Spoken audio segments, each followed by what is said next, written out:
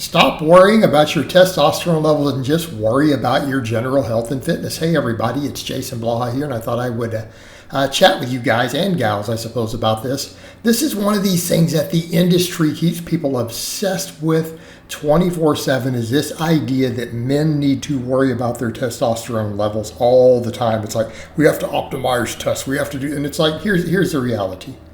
Okay, nothing you do with your lifestyle is going to optimize your testosterone levels other than just improving your health and fitness. In other words, unless you are ready to go see a medical doctor and get a prescription for some sort of pharmaceutical, whether it is directly testosterone or something like HCG and Clomid and stuff together that boost your testosterone through your doctor, which again is still a form of TRT, unless this is what you plan on doing, unless this is your plan, you need to just stop worrying about your testosterone, because there is nothing short of that you can do that will boost it, unless you just have really bad health, and the low testosterone is a side effect of your bad health.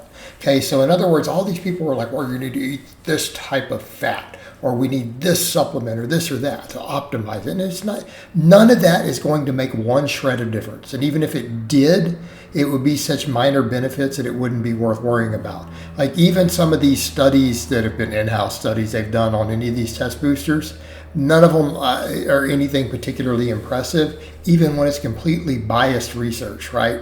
Like done in-house on someone with low testosterone. Like you guys remember when Lowliner did his, and the guy finished. He did a single person in-house who had low testosterone, and apparently he saw a small boost, and he was still clinically low. Okay, the net result was the guy still needed to get on TRT if you looked at the blood work and looked at the numbers. The guy medically qualified for medical intervention even after taking the supplement. Hey, come on, right? And any of them that have ever worked in these small studies that do, the independent studies later don't, but anytime they boost anything, it's always people who have something going on, like overtrained cyclist or a guy like that who's clinically low and he still finished clinically low. Like it still didn't make enough of a difference to matter. And guys get obsessed over these little small changes. Now the reality is, when you look at it, it's just simply poor health that causes people to have low testosterone. Okay, when we look at the data, the experts generally agree the number one cause of low testosterone in Western males is obesity. Okay, let's step back and think about that. The number one cause, the leading cause, and this is the prevailing scientific thought, is obesity. We're too fat. It's disrupting our hormones. Okay, but if we are seeing clinically low testosterone in men because they're too fat, what else are we seeing? We're probably seeing all sorts of other negative health effects. Okay?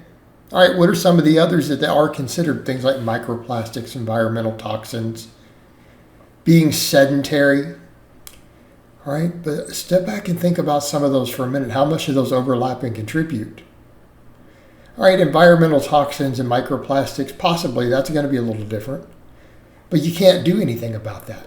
Like that's literally one of those that, unless we find some way to completely clean the earth up, top to bottom, the oceans and everything, which we can't do right now, you can't do anything about it. Okay? So worrying about that is a waste of time. Okay? But start looking at the other factors. Well, we know alcohol consumption. But doesn't alcohol consumption contribute to obesity and other things also, right? We know that there's correlations with that. We know that a lot of the factors involved with alcohol absolutely can contribute to obesity. Excess calories, making you lethargic, making you depressed. Okay?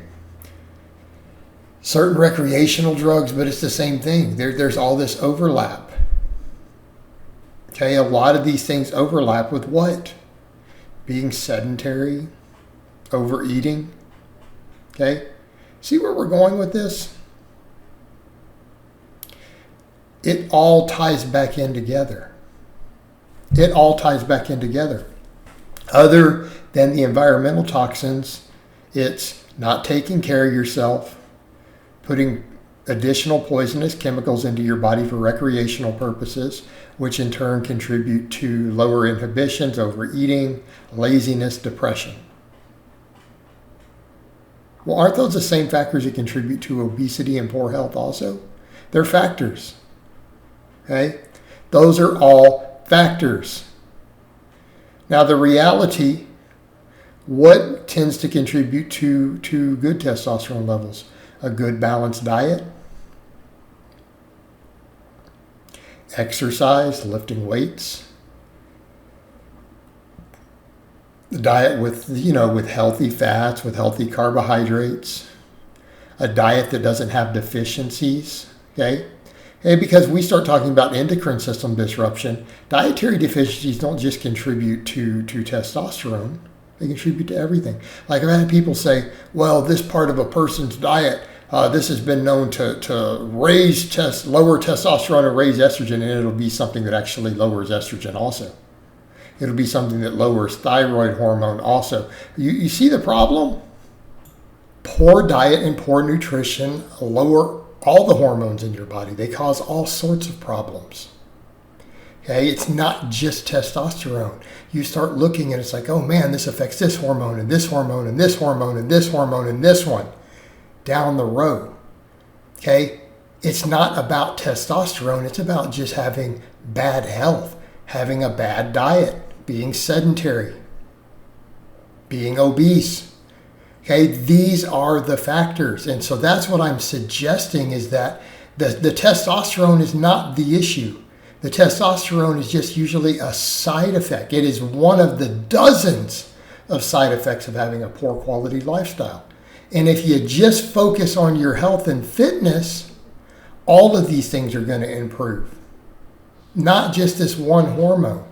And just because bodybuilders and athletes use testosterone derivatives in huge amounts and get muscle gain and everything from it, doesn't mean that because your levels fluctuate and optimize a little in the normal range, that it's going to do the same thing. This is an enormous misconception.